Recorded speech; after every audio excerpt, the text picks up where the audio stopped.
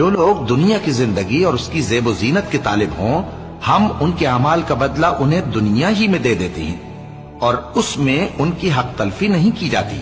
یہ وہ لوگ ہیں جن کے لیے آخرت میں آتش جہنم کے سوا اور کچھ نہیں، اور جو عمل انہوں نے دنیا میں کیے سب برباد، اور جو کچھ یہ کرتے رہے سب ضائع ہوا۔ بھلا جو لوگ اپنے پروردگار کی طرف سے دلیل روشن رکھتے ہوں اور ان کے ساتھ ایک آسمانی گواہ بھی اس کی جانب سے ہو، اور اس سے پہلے موسیٰ کی کتاب ہو جو پیشوا اور رحمت ہے، تو کیا وہ قرآن پر ایمان نہیں لائیں گے؟ یہی لوگ تو اس پر ایمان لاتے ہیں، اور جو کوئی اور فرقوں میں سے اس سے منکر ہو تو اس کا ٹھکانہ آگ ہے۔